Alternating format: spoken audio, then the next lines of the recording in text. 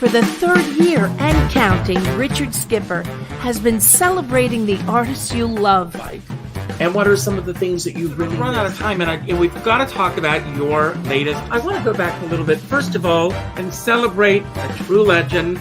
Richard Skipper is all about celebrating life, art, and his guest body of work. And did you pursue performing opportunities while you were in high school? Please join us while he showcases these diverse and talented individuals. Here's Richard Skipper. Happy Monday, everyone, and welcome to the latest edition of Richard Skipper Celebrates. Who or what are you celebrating today? Well, it's President's Day. Some people are celebrating, some refuse to. Some have their own things going on in their mind, but whoever you are, whatever you celebrate, I celebrate you. And I am so excited about our special guest today because he has a brand new CD that he has been working towards. And he has a Kickstarter campaign, which we are going to be talking about today. And he has a great new title for this CD. It's called Affirmations. And I'm all about affirmations, about affirming life, affirming positivity. That's what this show is about. I'm about celebrating art, celebrating artists, celebrating whatever it is that we can find to celebrate today. Did you know that today is actually called, it's called Single Tasking Day instead of Multitasking Day? Throughout the day, I'm multitasking all day long. But for the next hour, I'm going to be single tasking because the focus is on Adam Sarette today. And before I bring him on, I'm going to give you just a simple, I'm going to give you a sample of his work. And here it is, Adam Sarette. Thank you. Yeah.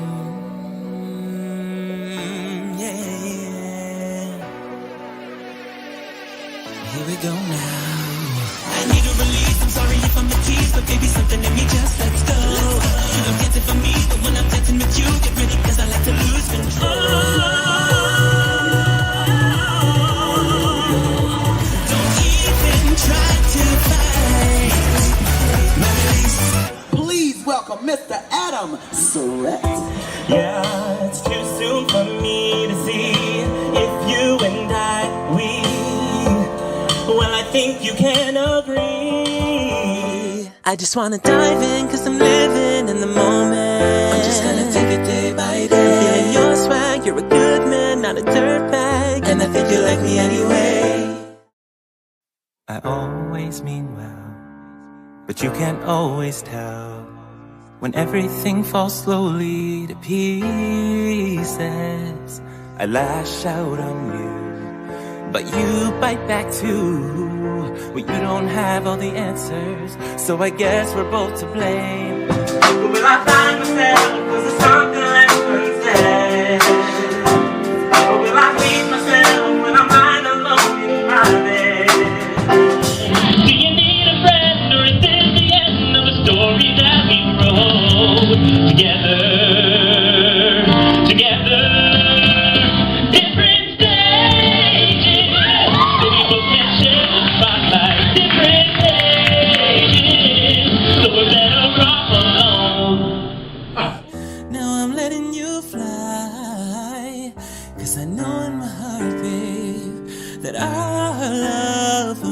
I know, waiting for a change,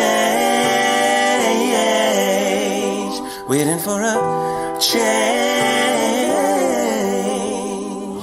Breathe, no one can stop me from living this moment for me. My release, let's go, let's go. My release, need a release, let me go, let's go. Baby, something in me just let's go. My release, need to let me go, let's go.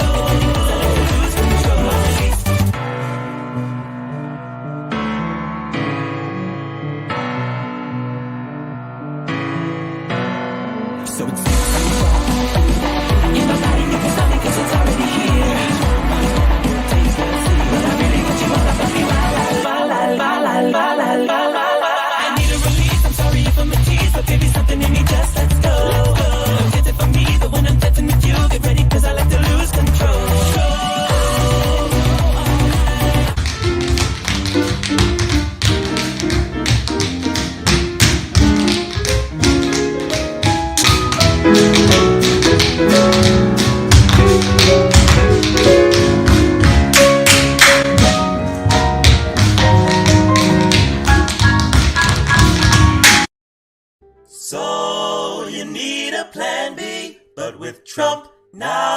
music. We're so sorry, sorry, pussycat. Can't do that. We're equipped to steer the ship till the shrimp is ends. And by the end of this song, we'll be best friends. I'm so glad we're feel the same way, baby. The secondary characters are calling the shots while a hero is exploring the wings. Drink up. Okay. Like those Mexicans with their taco trucks. Hola, ¿cómo estás? Unless you're a 10 that he wants to.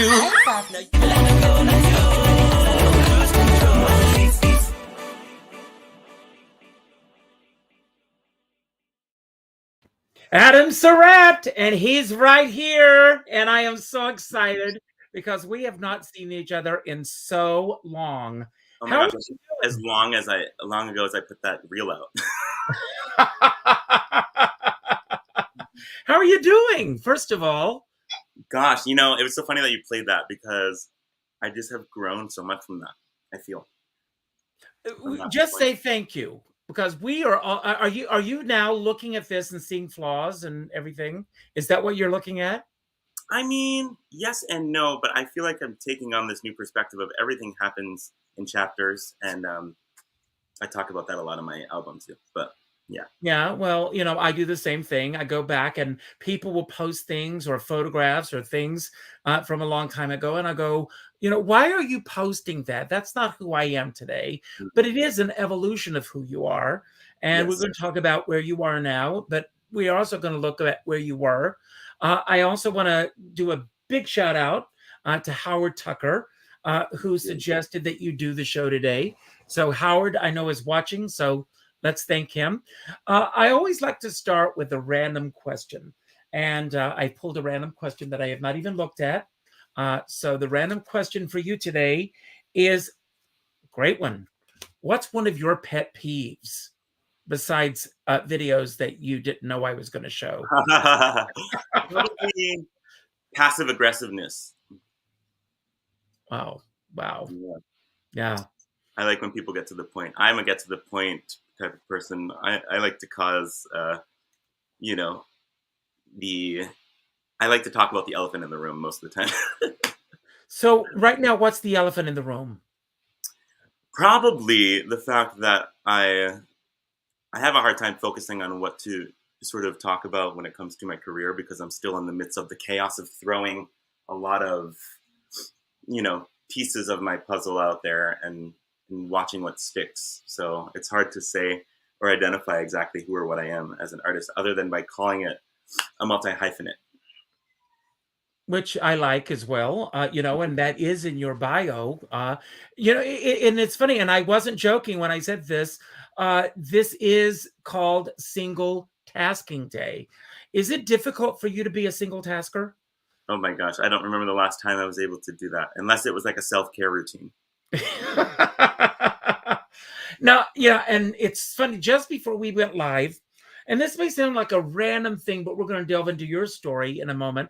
But someone said, are you doing anything? This is going to, I'm throwing it out there. I told him to tune in because I was going to do this for him. Someone said, are you doing anything special this year for Judy Garland's? It's her 100th year. And I said, I think that starting today, I'll make an acknowledgement to her every day, because she's one of my top favorite entertainers. And I looked it up before we went live. And from today until her birthday, it's 110 days until her 100th birthday. Was she a favorite entertainer of yours as well? Definitely growing up. I mean, I'm a 90s child, so it was kind of like on every Turner, every AMC, every special, it was on every holiday. I'm talking about The Wizard of Oz. Yes, of course. And I really wanted to be the Scarecrow. But I remember just the twinkle about Judy Garland, and like, I almost felt like she was timeless and ageless in a weird way, even though she was so young. It was like this character is beyond her years in a way, and I wasn't sure if it was, and I was too young to understand if it was the actress or if it was the writing or if it was both, or the magic of classic golden age, everything. But I think she definitely sparked one of the flames within me as a performer. Now, I want to go back. I asked before we went live, I asked if you had a photograph of you as a 5-year-old. And everyone, you will see this cute little boy. There you are. I had the same haircut. I love this haircut. I asked for a 5-year-old self photograph for a reason, because to me, the 5-year-old self is the purest self. I think it's the driving force with everything that we do in our lives. It's who you are before life begins to tell you who and what you should be or you should not be. And I want to know who this 5-year-old boy is. Where did you grow up? Your home life. Tell us a little bit about the 5-year-old Adam. Well, first of all, he probably didn't stand still for this photo. It probably took 20 shots for him to even sit down in a chair. I used to spin in circles. I'm from Manchester, New Hampshire, originally. And for those people who don't know New England, it's just north of Boston, about 45 minutes. And I didn't really start acting or singing or dancing or any of that until my high school years. But my sister, Angela, she's 6.5 years older, was a huge inspiration. She was in gymnastics, choir, dance. She did it all. And I was just looking up to her, I'm literally the I can do that story, The chorus line, there it is, right there. There it is. And I was I was doing all of the quote unquote cis white male straight boy New England boy things. I was fishing with my dad. I was on baseball and football and basketball, and I had a tough time with it. I was made fun of a lot because I really wanted to do all the other things. And I'll never forget when I decided that I wanted to, join choir and get into acting and all of that. I was still part of the football team. And I would go after practice to the cheerleaders and I would show them how to do a proper toe touch and a proper round up back handspring. Good for you. But none of that would have happened if my sister didn't really kind of hand over the torch in a way of she had to grow up and do her things, and she had to take care of me a lot of the time because both of my parents were working class, never home. So she was cooking dinner at 12 and 13 years old for us. And she was basically okay with teaching me how to tumble and letting me know choir's fun. Guys can do it too. She wasn't really in the musical theater world. She was more competitive dance and gymnastics. And she was softball. We're very sporty. I mean, we're a very competitive family. So she was in a lot of sports as well. Well, as you and your sister were doing these things, when did it happen for you when you said, this is something that I want to dedicate my life to? I am assuming that either your sister was doing it as a hobby and not as a lifelong goal, or was there a pivotal moment for her as well where she decided this is not the direction I want to go in?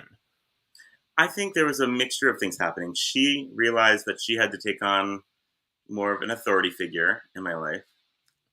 And then she also hit that age where she had to make the decision, if she was going into business and marketing and things that were going to establish her, financial future. And I think she just ran out of time to have the artistic sort of journey she would have wanted, I think, But she, she's still a huge inspiration to me. She's got 2 beautiful kids and she's living life in Northern Virginia. And she's, to this day, still a big inspiration. She's a nonstop hard worker. Well, what's her name? Angela. So Angela, this is the shout out to you. So you did well. That's great. Absolutely. Yes. And then I think so while she was, graduating high school and moving on to college and had to kind of just adult, right?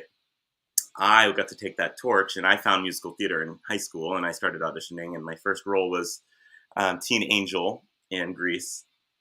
And a funny story about that was that I left my Adidas shoes from being in the ensemble in the scene before on, and I had the full white tux and I had these Adidas shoes on doing beauty school dropout. Well, it's Greece. It works. It works. They understood. They understood that I was, once again doing multitasking. Multitasking. And now, but was that your first real foray into doing community theater or any type of theater? Yeah, I didn't start theater until high school. How did that come about? Did you hear that they were holding auditions? Did someone encourage you to go? Yeah. What exactly happened? So it was Central Community Players. My high school was Manchester Central High School, which Adam Sandler went to. Fun fact. Mhm. They had a yearly production in the spring, and actually it was like going out of holidays into like January, February months. Um, and I was in the choir. I was very active in choir in middle school and through high school. Auditions for like jazz choir, concert choir, all state, all of those things. I was and I thank my musical ear for that too. Um, but yeah, everyone in choir was just like, you got to audition. You're auditioning, right? Grease is coming up. And I was like, oh my God, yeah, for sure. I was like, I've watched the movie. I know it all. I was like, okay, great. Let me audition. Now, when you were in grammar school, Yeah. did you have arts and education? Did you have an exposure to the arts, or was it always an extracurricular activity? So I had one of my best friends, his name was Nathaniel. His mother ran a dance studio in downtown Manchester, not too far from the community theater, the Palace Theater. And I went to their yearly dance recitals, and they would let me go on stage after every year and just like Mhm. be. And I would just like remember whatever I watched and tried to learn some dances. And I knew that the stage was calling me, it was whispering, but I had no idea how and why. And I just kind of went on being a normal child. Mhm.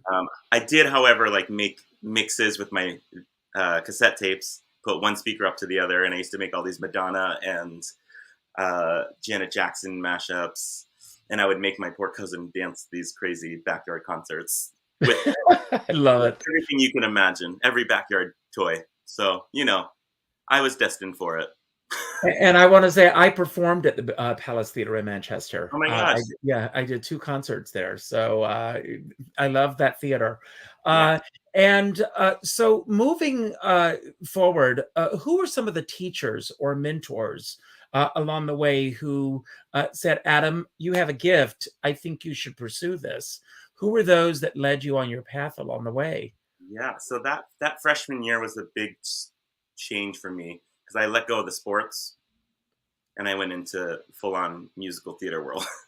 So my choir director, Tom Senio, he was definitely a big push because he not only pushed me as a musician, and to train my ear and to pick up music and sight read and all of that.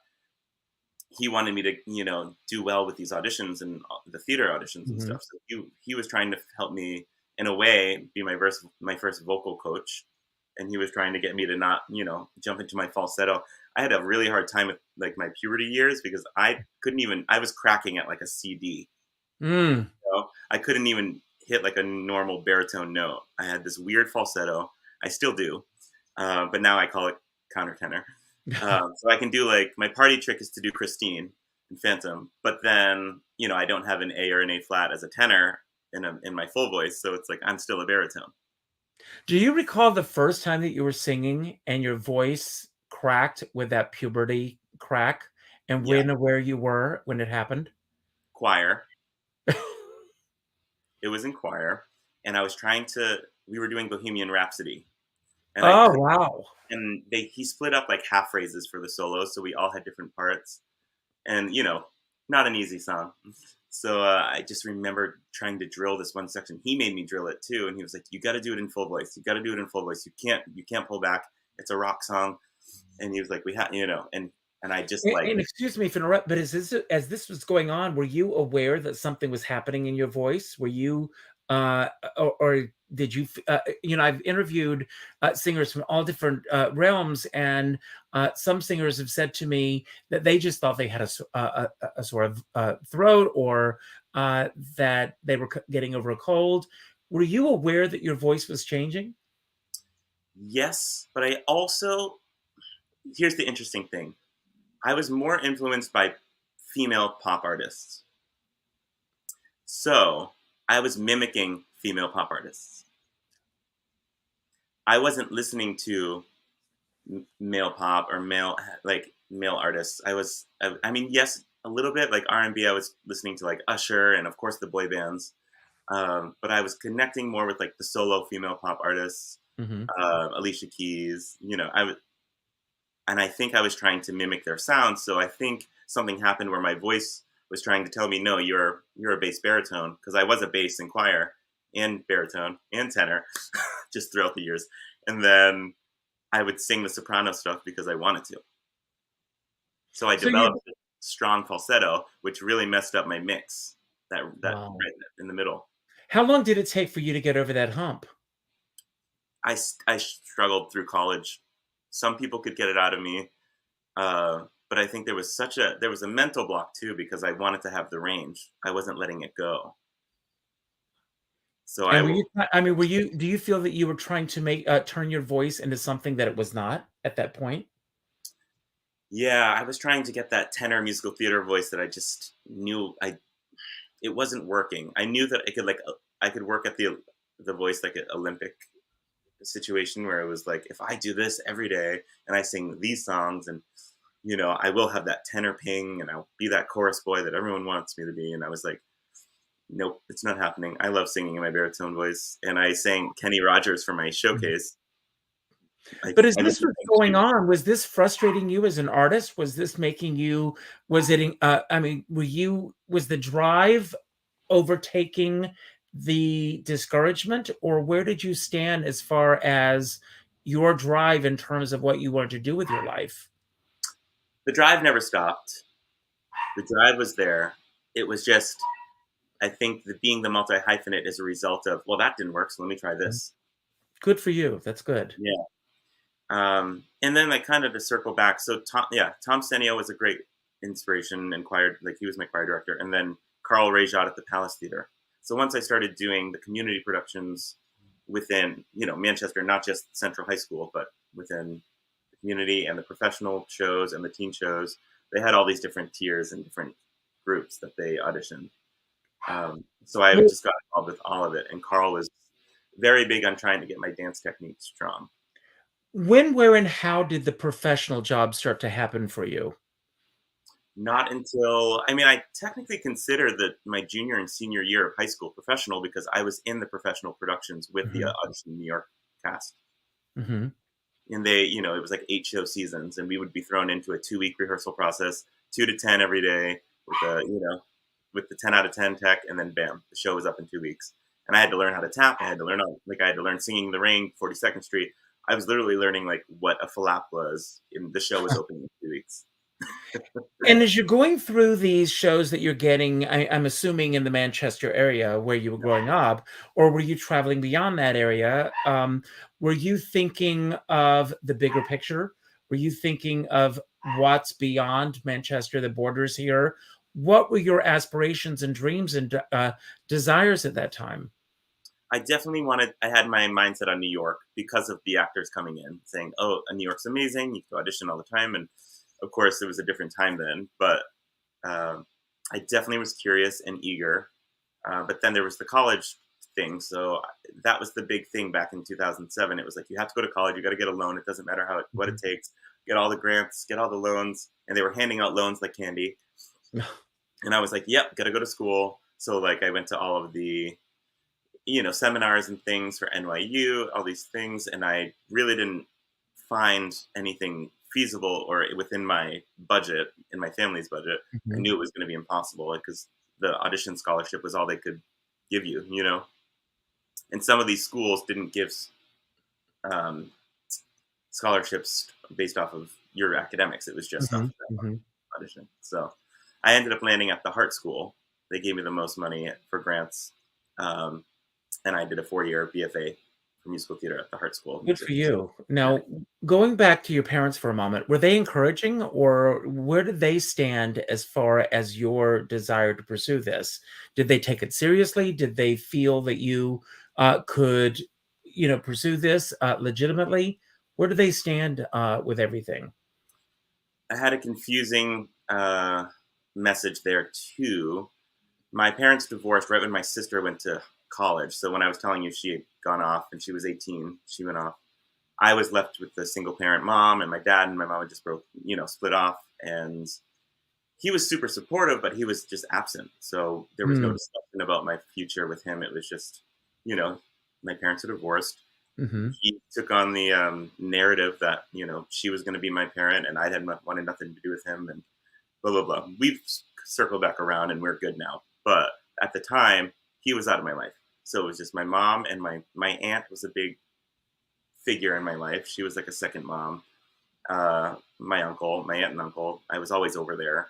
And they were like, I don't know, like the finances don't seem right.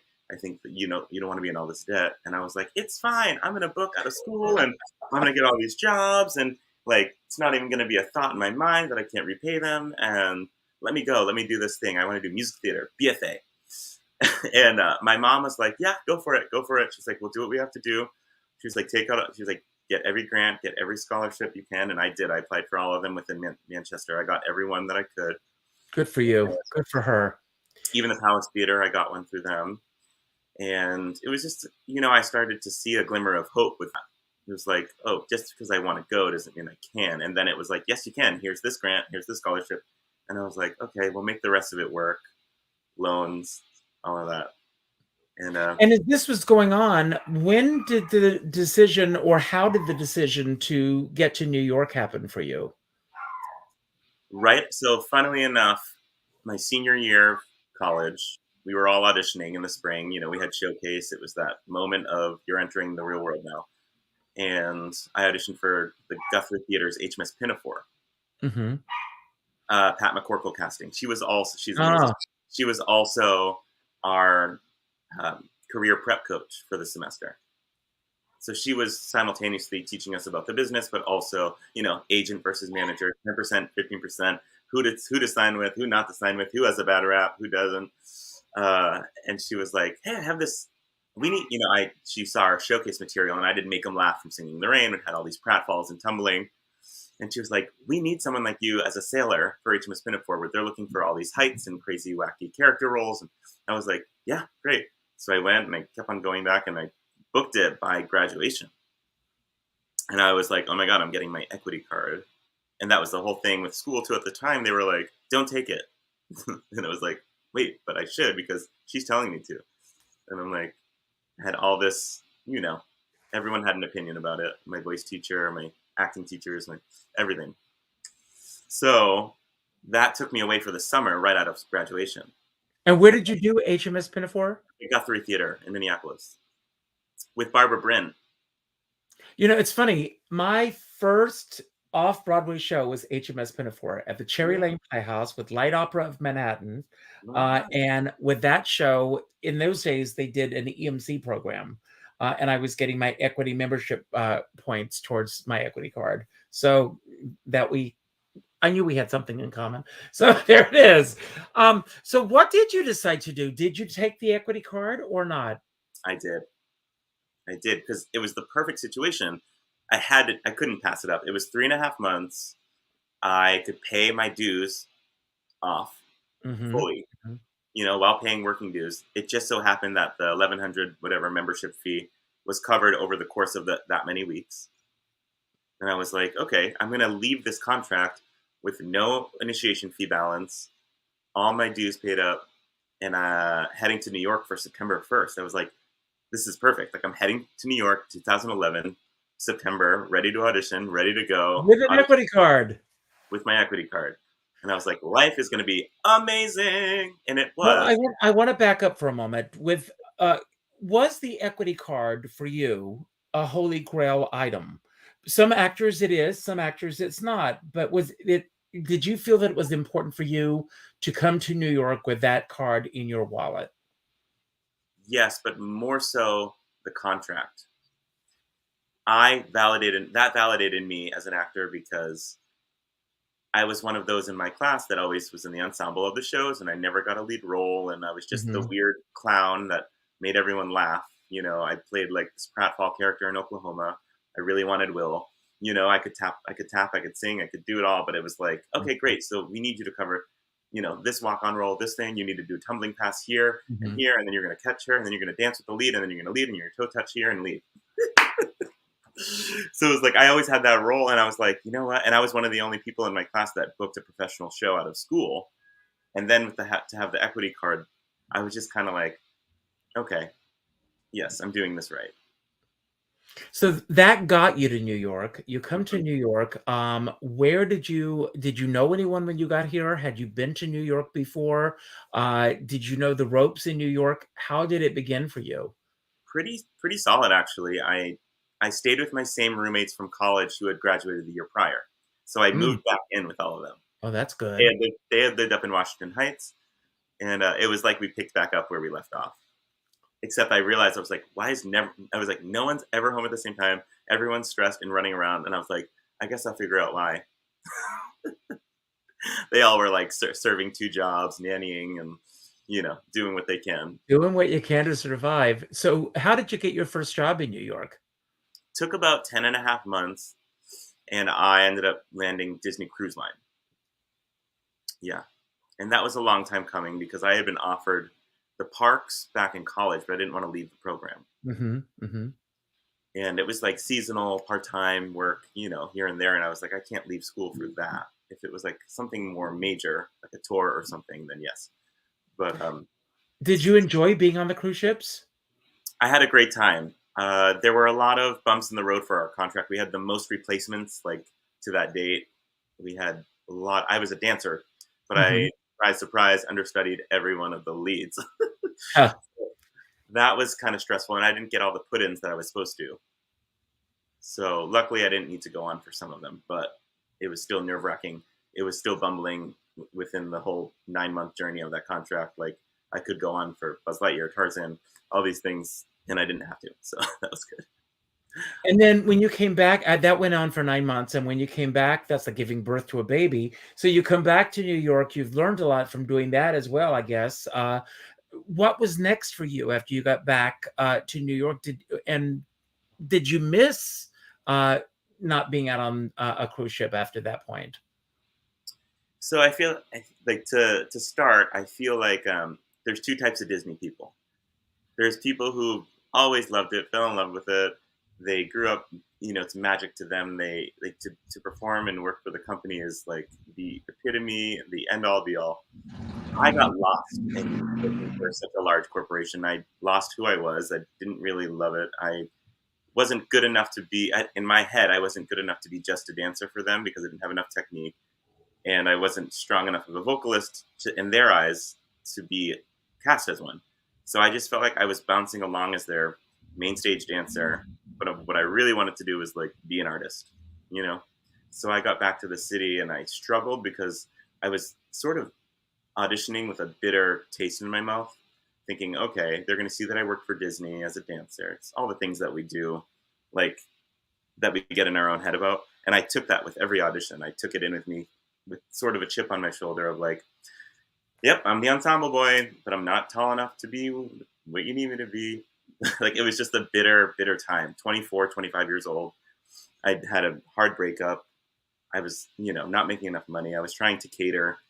It was New York became a little bit more of a midlife or quarter life crisis than it became a passion. How did the passion come back? And I'm hoping that the passion is there now. By writing music. By writing my feelings down. Did you know that passion, were you a writer prior to this? A little bit, but I was more of an arranger. I would, like back in college when I was stressed, I wouldn't go out and party with everyone. I would sit in my room and create these a cappella mashups. And I used to write for the a cappella groups on campus because I didn't have the schedule to be involved with one. So I had just given them my arrangements and I said, sorry, I'm in rehearsal or I'm in a show right now. I can't be in your a cappella group. So I would get a lot of my stress out by just arranging existing covers of songs. Have you ever written for anyone else, or do you feel that it's so personal that it's just writing for yourself? Now I'm starting to collaborate, and over the past 5 years, I've started to collaborate with others. Yeah. And how many, and let's talk about the world of cabaret, because that's a whole different ball of wax. As you were starting to, and that everybody is where all the money is. So, how did you start to get your foot in the world of cabaret? And did that come as a result? You and I both know each other from the Laurie Beachman. Uh, is that where you became aware of this world, or were you aware of it before then? And obviously, what you do is not what a lot of people consider that traditional world of cabaret. You have taken the elements of cabaret and you have matched them together with all of those elements that you have talked about throughout this interview. Um, those great singers that have inspired you, and you have created this, for lack of a better word, goulash. And I use that as a as a loving term of what you have created for yourself on stage. And I think that that's where you're finding your true voice. Absolutely. The Laurie Beachman, so that picks up exactly where I left off about my 24, 25-year-old life that was going on post Disney Cruise Line. I did have a stint with some Billy Elliot regional theater moments. Mm-hmm. That was exciting, but I think I was still a little bitter and I was ready for something new than just the audition life and musical theater world. So I needed, and then the opportunity to work the Laurie Beachman came up. My friend Emily McLaughlin, she was there just prior to me, and she's the year ahead of me at Hart. She graduated from musical theater. Mm-hmm. She got me the job, and I'm so grateful because it took me away from having to do all these survival jobs that I didn't want to do. And Kenny Bell was probably the most inviting and most understanding manager I've ever had in the hospitality industry to this day. So I love him so much. Between Emily connecting me and Kenny Bell taking me in, the goulash that I was taking me in, I just felt like I was right at home there. And yeah, I did a few cabarets, one or two songs, part of a bigger thing in my early years in New York, those duplex cabarets and things. And it wasn't really something that I thought as an art form yet. It was something that I was like, oh, we all do this to get exposure and maybe a little bit of footage, But let me ask you a question. I mean, from that world, because I also, I was a singing waiter 100 years. I was a singing waiter before you came to New York. But I know that for a lot of people, it's a stepping stone. And for some people, they unfortunately get stuck in that world. It becomes a comfortable world. It gives them and God bless them who are still doing it. But for some, it becomes such a warm security blanket that I find that, they end up not going to auditions because they can't get up the next day, or they're not able to get out of that soft cocoon that they've created for themselves. What are your thoughts about all of that and how you're able to basically still do what you were doing there and still be able to tap into the creative aspect of your real reason for being here in the first place?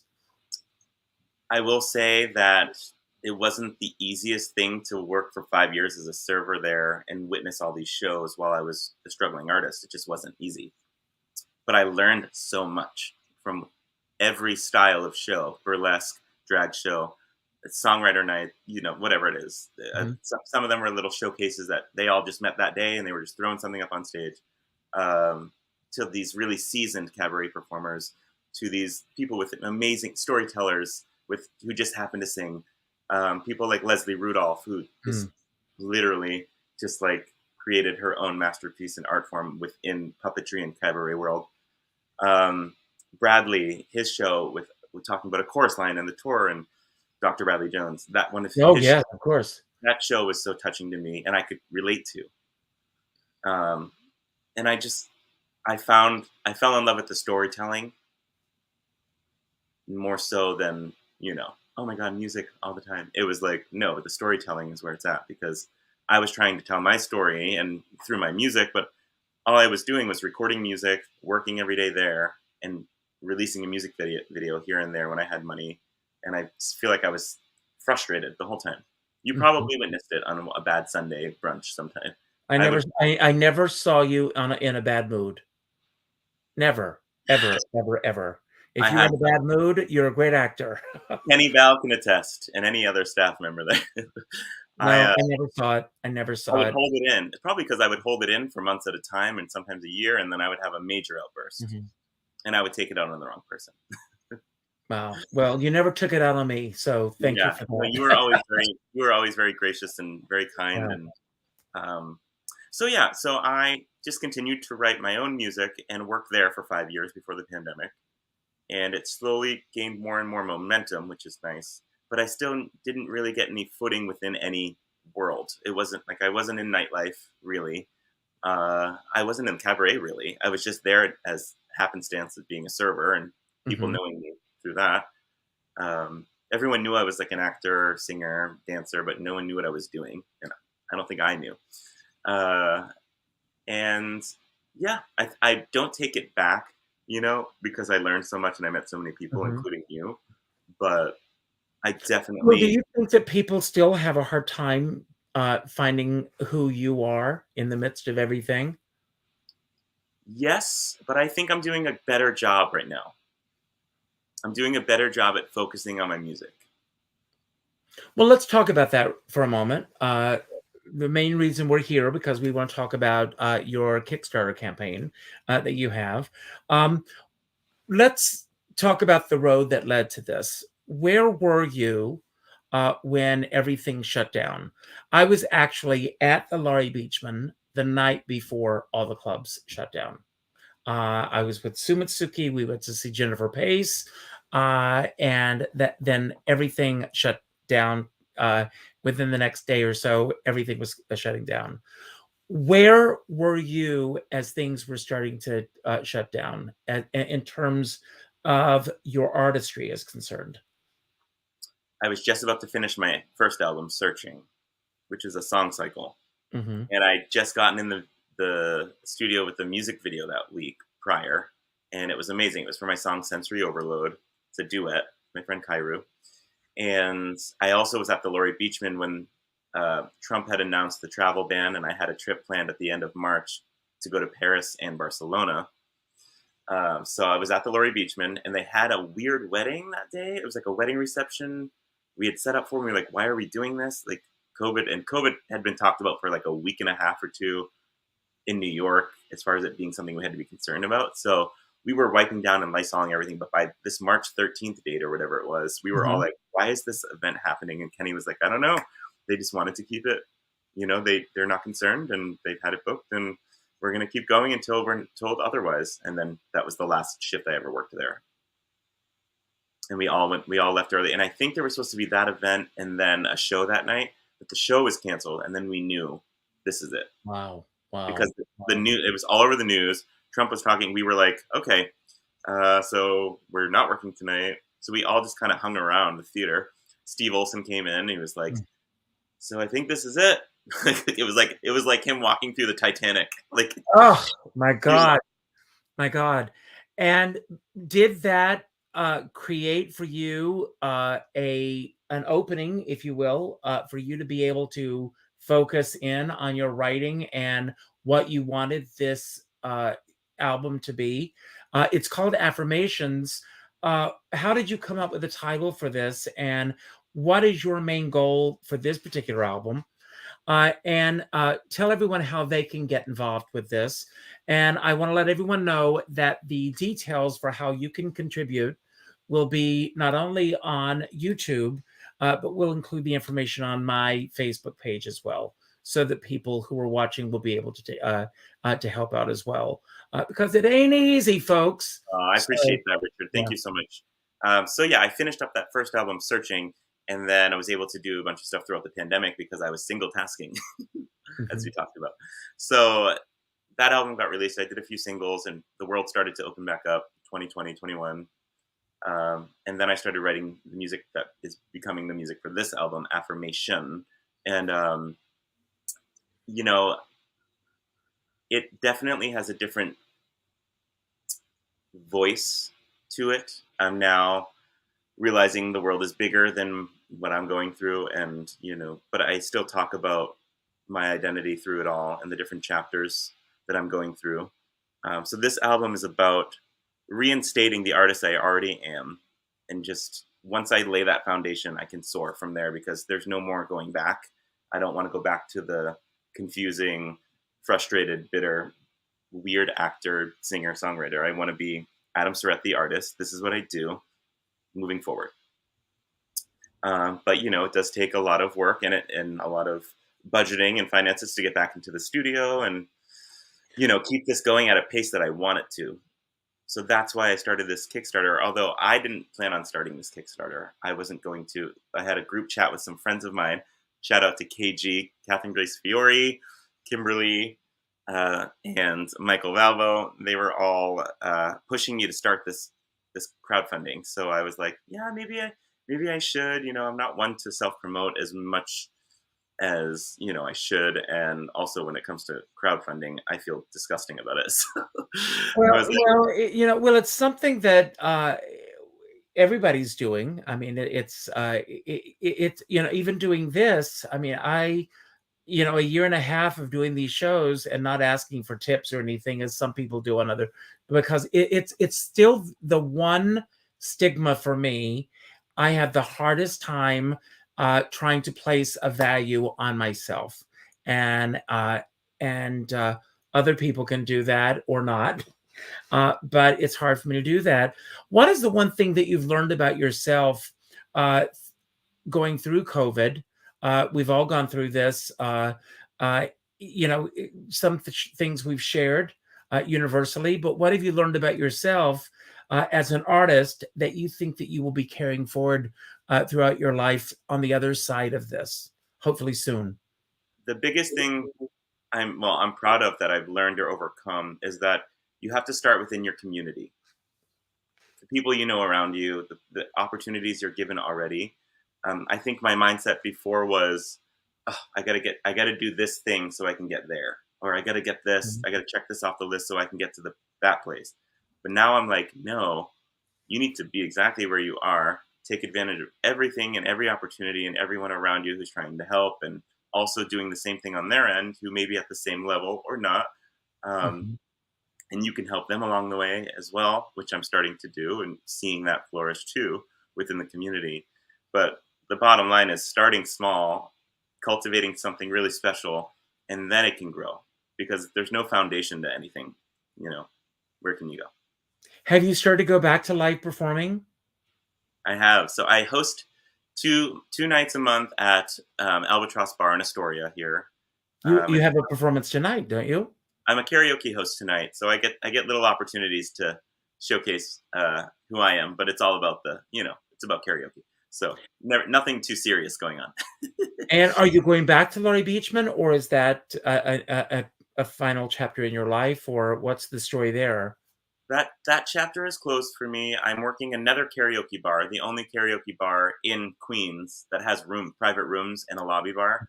It's called Karaoke Shout, and I'm there 3 nights a week. I'm working, so I was there till 4:30 last night. But that's taking my time up, as well as the Albatross gigs, and I started the monthly songwriter showcase there too. So I'm really excited. Okay. Well, we're going to give away a little, as we call it, merch. So let me bring this on. The word for today is belonging, and special word. What does belonging mean to you? To me, exactly what I just said. The community that you build creates this belonging within the artist world. It's great, and it's very important. My homage to James Lipton inside the Actors Studio. I end my shows with, I've got some special questions I want to ask you. While I'm asking these questions, if you put in the hashtag belonging, you will have a chance to not only win, it's an autographed CD. Am I correct? It'll be an autographed album artwork. It'll be the artwork, like a poster. The artwork, and I'm going to throw in my new Richard Skipper Celebrates mug. Woo-hoo! Can you see this? So you have a chance to get this as well. Cheers. So the first question is there a memory that you in your life where there was a fork in the road, where you could have gone either way, and you now look back saying, I wish that I had taken this route instead of this route. And if so, what was that fork in the road, and why do you feel this way? I don't know. I feel like everything happens for a reason, and I made the decisions in the moments and the chapters that I was in for those reasons. I've always been very intuitive, so I would have never taken a fork in the road. I've never taken a road that was completely off my path. Um, I don't know. I mean, I guess some would say to me, "Oh, you should have stuck with Disney," or some would have said, "You should have hit the musical theater audition," or signing with managers and agents. I didn't sign. I only freelance. So that could have been a fork in the road that would have led me to more successful musical theater life. But shoulda, coulda, woulda. Well, that's what goes on. In what way did you come closest to your idea of perfection in your career? Oof, I am a hardcore perfectionist, so this is hard.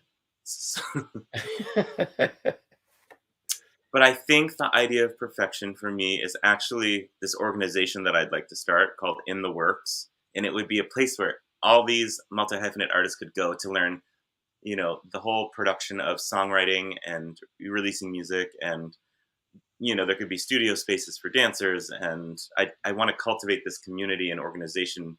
If it could be a physical building or studio space, that would be amazing. But that would be perfection for me because I could give back to someone who's going through similar things that I went through. Wow. Well, I hope that happens. In the What is works. what is the highest high that you've ever experienced in your career? I haven't experienced it yet. No, I don't know. I have had these little gems of moments lately where, like at the songwriter night last month, what was it, January? All of us just kind of looked at each other and were like, "This is amazing. We got to keep doing this." Artists supporting artists, and that was a little bit of a high. It was a big high actually, and I realized like we need more of this. Absolutely. And what is the lowest low that you've ever experienced in your career, and how did you get through it? Oof, I've had a lot of moments, but definitely therapy helps. I feel like all the lows that I've had have been sort of that like quintessential or cliche rather, artist life of like living the gypsy moments, like living on people's couches and not really knowing where to put all my stuff and where am I living and where am I going next. And that created sort of a disheveled unfocusedness. And that was probably, 2 or 3 times that has happened to me in the past decade. And I feel like those are the lowest of lows. It was like, okay, nothing is like foundation right now. Nothing is home. And I need to make a decision.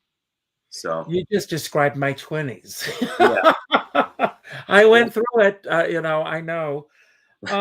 What kind of a relationship? Well, we talked a little bit about this. Well, you pretty much have answered this. I'm going to move on. I asked about your parents and, if they were supportive. I love my mom. She's amazing. Lisa. She's amazing. Oh, good. Well, hello, Lisa. Yeah. What one word best describes the day that you had prior to coming on today's show? Anxiety driven. Yesterday? Today. Oh, today? A little bit of anxiety too.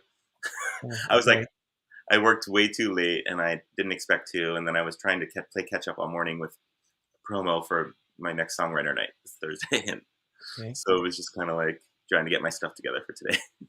What was the greatest piece of advice that you ever got from your father? Oof.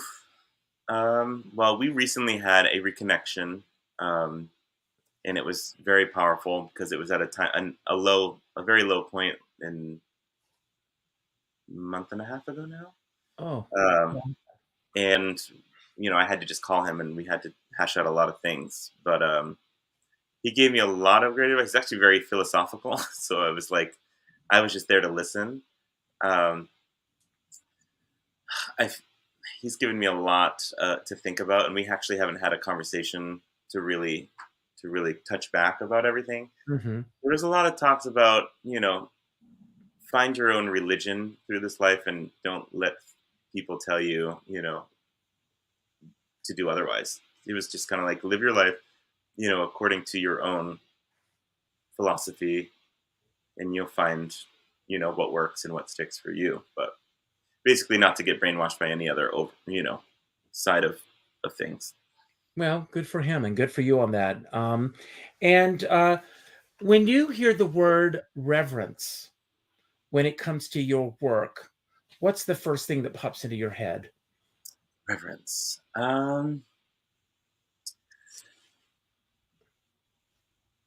Impression. Yeah. And leaving an impression, leaving something for someone to ruminate with and think about. And this is my last question. So this is everyone's last chance to put in hashtag belonging. Who do you greatly admire in this business and why? My biggest inspiration as an artist is Pink, Alicia Beth Moore. She is an amazing songwriter, artist, aerialist, acrobat, dancer, someone who I always looked up to because she had a lot of energy and she focused it in the right areas and she never changed who she was. And she constantly does good for different foundations. And she's a great leading example as a mom, as an entrepreneur, and overall badass. Oh, good for her.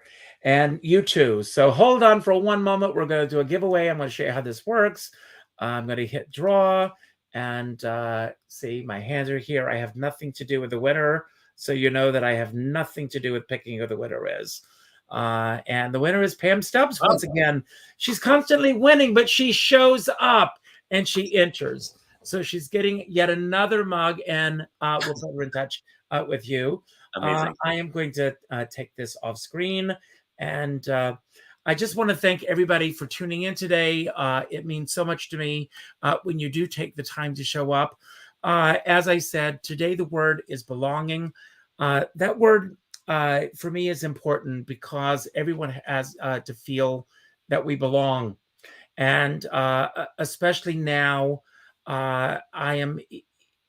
this word is resonating with me because I'm hearing a lot on the news of a lot of people feeling that they don't belong or they don't know where they belong. Before we went live, very interesting. I posted something on Facebook on another page where somebody was complaining. Someone said Happy President's Day, and somebody was complaining about the world and everything. And I said, well, what have you done today to try to make it a better place?